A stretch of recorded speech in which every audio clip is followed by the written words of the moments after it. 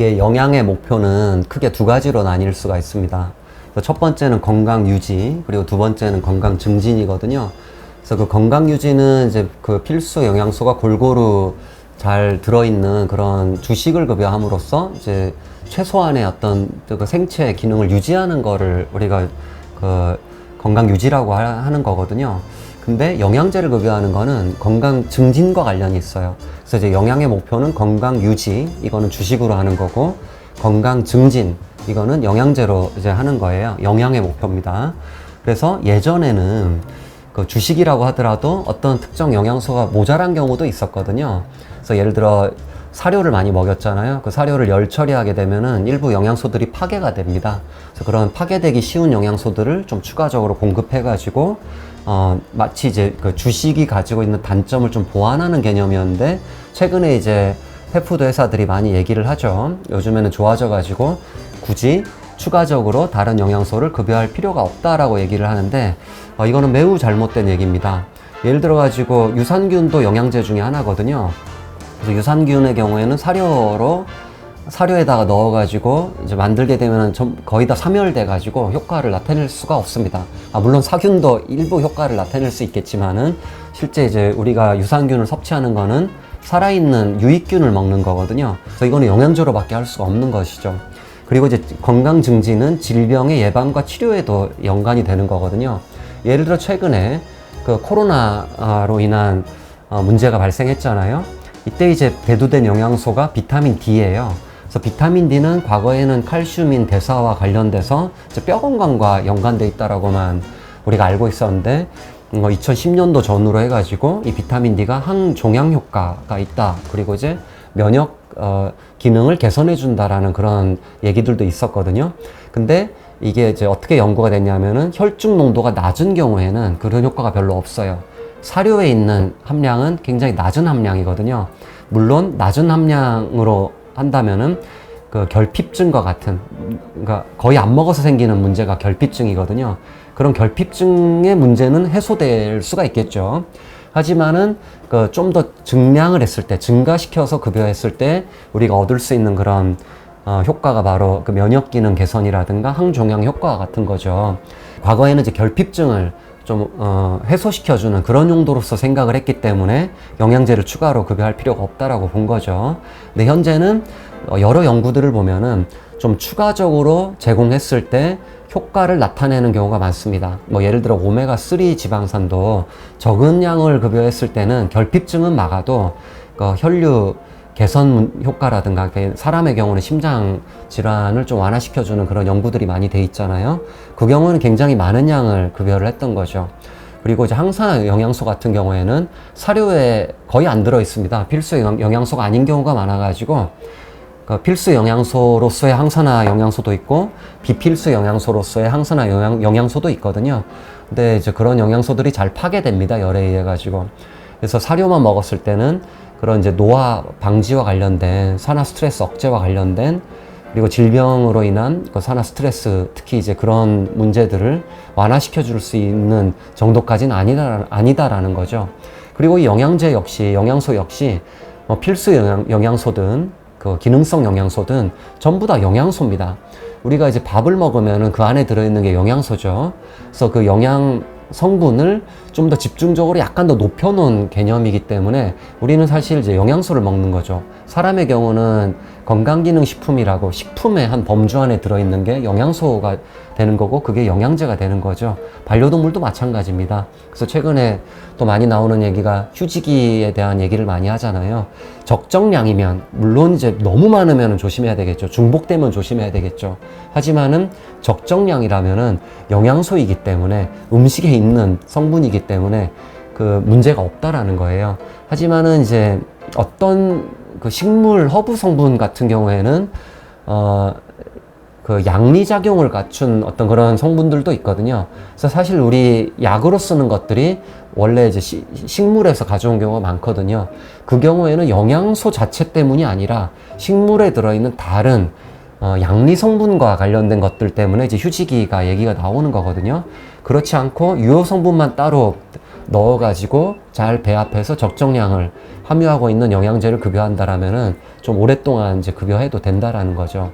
그래서 영양제를 먹이는 거는 그 건강 유지가 아니라 건강 증진과 관련된 그런 효과를 도모하기 위해서 먹는 것이기 때문에 반드시 이제 질병의 예방 또는 면역 개선이라든가 삶의 질을 좀 향상시키거나 또는 이제 통증을 완화시켜주는 그런 성분들도 있거든요. 이제 그런 부분에 있어서 추가적인 기대 효과를 우리가 얻을 수가 있다라는 거죠. 그래서 저는 이제 급여하는 게 또는 우리 사람도 마찬가지 먹는 게 훨씬 도움을 준다라고 보고 있습니다.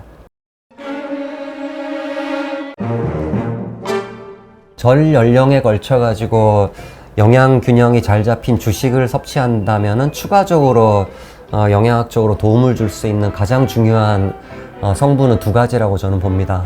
첫 번째는 오메가3. 오메가3는 사료에 들어있는 경우도 많아요.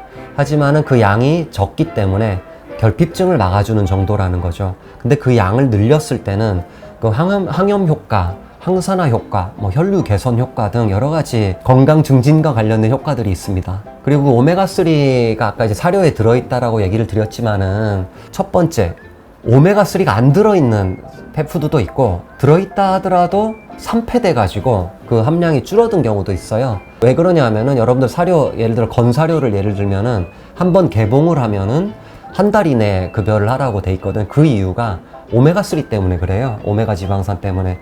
산소와 맞닿으면은 지속적으로 그 양이 줄어듭니다. 그리고 그 양이 줄어드는 만큼 유해 성분이 올라가요.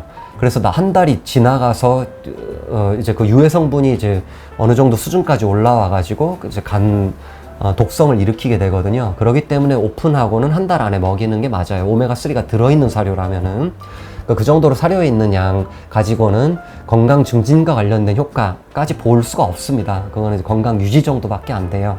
그래서 이제 추가적으로 급여하는 게 좀 더 도움이 되고, 그리고 두 번째는 유산균입니다.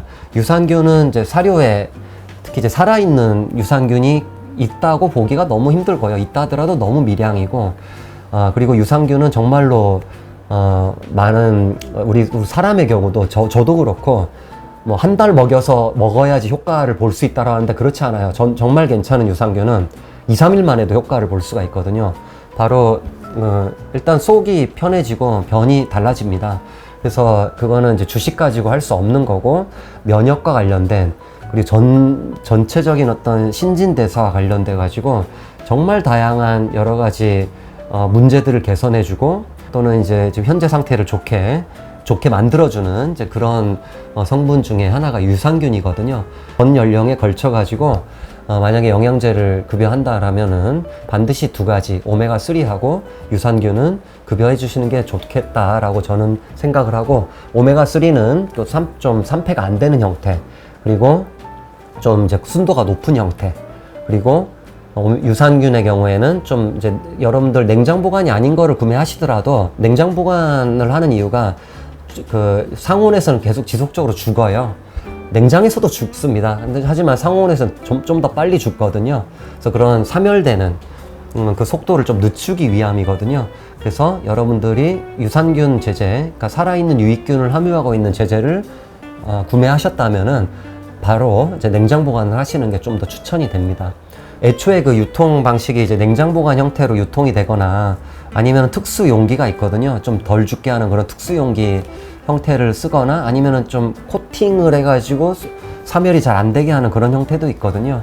이제 그런 형태들의 제품을 좀 구매하는 것이 생존율을 좀 높이는데 좀 더 도움을 줄 수가 있겠죠. 그 닥터레이에 포함되어 있는 모든 그 유효 성분들은 그 등급이 굉장히 높아요. 그래서 이제 사람 수준으로 봐도 순도부터 해서 그 성분의 형태라든가 이런 것들이 굉장히 좋은 형태거든요. 그리고 만들어지는 곳도 사람용 제약 시설, 그러니까 사람을 위한 제품들을 만드는 시설이에요. 제약 시설에서 만들어지고 있고, 그리고 그 모든 들어오는 원료를 전부 다 자세하게 성분 검사부터 해서 그 유해 성분 검사까지 다 해가지고 안전한 경우에만 원료 성분으로 쓰고 있거든요. 그리고 이제 저의 경우에는 그 유산균을 제가 먹습니다, 직접. 그래서 그래서 항산화 영양제도 먹고 유산균도 먹고 있거든요. 먹어보면은 일단 제가 다르다라는 걸 느끼거든요. 질문이 이제 개고양이한테 먹여도 되느냐였는데 됩니다. 개고양이한테 다 먹여도 되는 성분들이고 사람이 먹어도 되는 성분들이에요. 그래서 저도 먹고 있습니다. 그리고 그 닥터레이를 생산하는 그 시설은 CGMP 인증 시설이라 그래가지고 입고되는 모든 원료 그리고 그 원료를 또 이제 영양제를 만드는데 써야 되겠죠. 그 전 과정을 그 미국 FDA에서 이제 전 과정을 모니터링을 하고 있습니다. 그렇기 때문에 어떤 속임수를 쓸 수도 없고 단계별로 여러 가지 다양한 검사들을 실시하고 있기 때문에 우리 사람 공장에서 만들어지는 제약 등급의 그런 제품이라고 보시면 됩니다.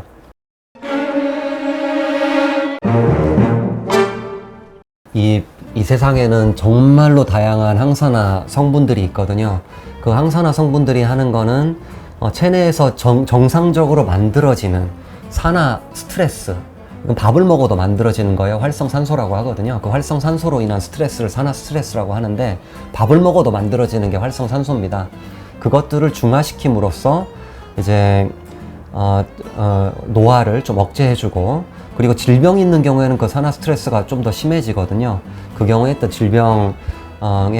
질병으로 인한 여러 가지 증상들을 완화시켜주는 데 도움을 줄 수 있는 성분이 바로 항산화 성분인데, 닥터레이에서는 이제 3가지가 지금 현재 출시되어 있는데, 그 제일 먼저 출시된 게 마그네타잖아요.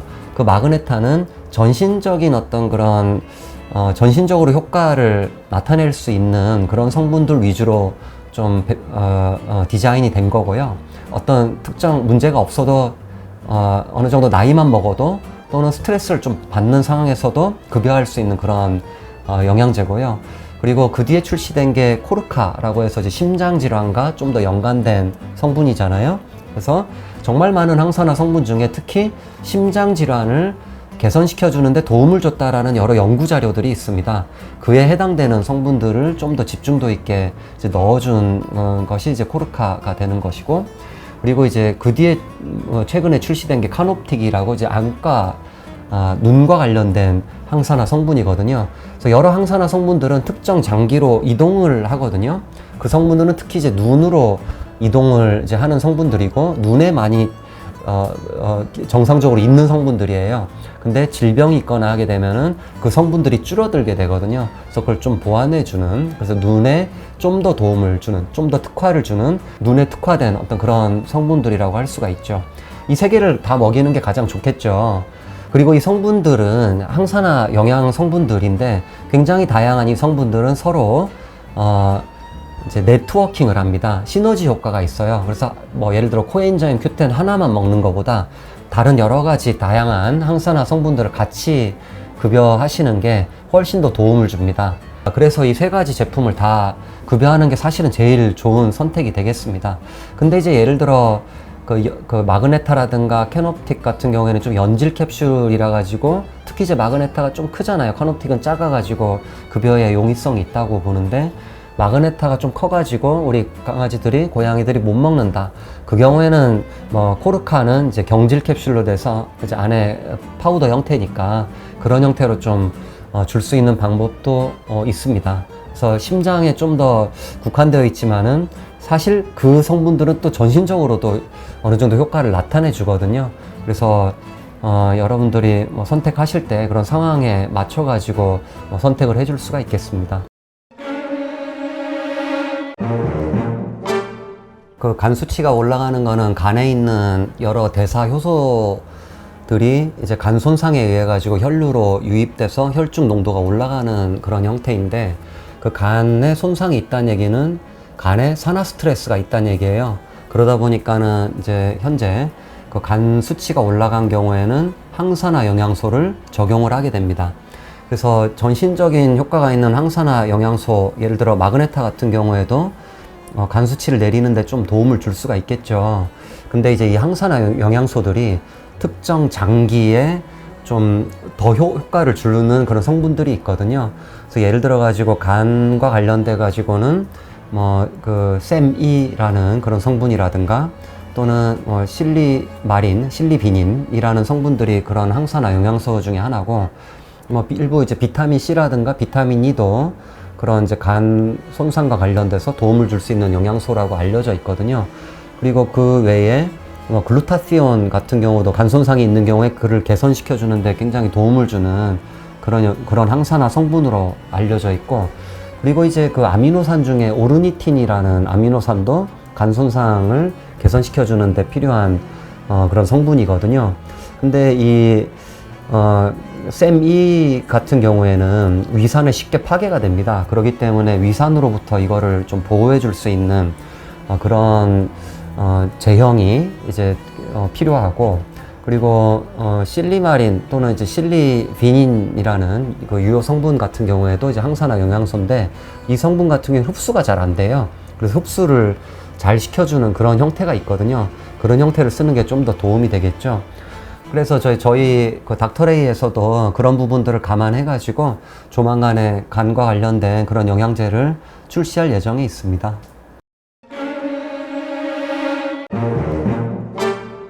췌장염이 있는 경우에는 우선 식단을 저지방식이를 해야 되는 것과 함께 영양제를 적용할 수가 있습니다. 그래서 첫 번째는 췌장염이니까 염증이 있기 때문에 산화 스트레스가 반드시 동반됩니다. 그렇기 때문에 산화 스트레스를 완화시켜 줄 수 있는 항산화 영양소가 좀 추천이 되고요. 그리고 두 번째로는 췌장염, 그래서 염증이기 때문에 항염작용이 있는 오메가3가 도움이 됩니다. 특히 이제 이 오메가3의 경우에는 지방에서 유래된 거기 때문에 쓰실 때, 제품 선택하실 때 좀 주의를 요하는데요. 그 유효 성분은 EPA와 DHA입니다. 그래서 이 유효 성분의 순도가 높은 것을 선택을 하시는 게 좋아요. 왜냐하면은 EPA와 DHA의 순도가 낮은 경우라면은 불필요한 지방이 많다는 얘기거든요. 그 경우에는 췌장에 부담을 줄 수 있기 때문에 순도가 가장 정말 높은 거를 주시는 게 좋습니다. 오메가3를 주는 게 도움이 되고, 주신다면은 EPA와 DHA의 순도가 높은 것을 주시는 게 좋아요. 그리고 이제 마지막으로 소화 효소를 적용해 볼 수가 있습니다. 췌장이 하는 역할은 크게 두 가지인데요. 하나는 혈당 조절이고 하나는 소화 효소를 분비하는 거거든요. 그래서 이 소화 효소를 분비를 할 때 염증이 있기 때문에 그 소화 효소들이 췌장 자체를 공격하는 그런 문제가 발생을 합니다. 그래서 소화 효소가 좀 덜 분비되게끔 인위적으로 우리가 소화 효소를 제공해 주는 거거든요. 근데 이 소화 효소가 단백질, 지방을 녹이는 효소잖아요. 그렇기 때문에 코팅을 해줘야 돼요. 코팅이 되지 않는 거를 다루다 보면은 여러분들도 문제가 되고 강아지, 고양이들도 문제가 될 수 있어요. 입안에 점막 손상 또는 호흡기 점막 손상, 잘못 들여 마셨을 때는, 그리고 이제 다른 여러 조직들을 손상시킬 수가 있기 때문에 실제 사람의 경우에는 소화효소를 다루는 그런 생산시설인 경우에 굉장히 주의를 요하게끔 하고 있거든요.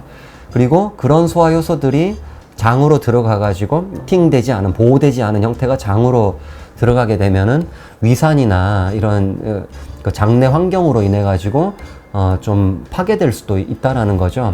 그렇기 때문에 좀 코팅된 형태, 장용 캡슐 형태 또는 그 파우더 형태라고 하더라도 그게 좀 코팅된 형태가 몸을 보호하고 소화 효소로서도 이제 효과가 좀 더 그 위산 파괴에 의한 문제가 안 생기기 때문에 효과를 좀 더 잘 우리가 기대할 수가 있겠죠. 또는 그 코팅된 형태 중에 좀 되도록이면은 좀 천연 물질로 코팅하는 경우가 있거든요. 이제 그런 형태가 좀 더 도움이 될 수가 있습니다. 그래서 췌장염이 있는 경우에는 항산화 영양소, 그리고 오메가3, 순도 높은 오메가3, 그리고 췌장 소화 효소가 도움이 될 수가 있습니다. 그래서 이런 췌장염이 있는 그 아이들을 위해서 저희 닥터레이에서도 아까 제가 말씀드린 부분들을 감안해 가지고 조만간 제품으로 출시할 계획이 있거든요. 그래서 여러분들께서 이제 기대해 주셔도 좋습니다.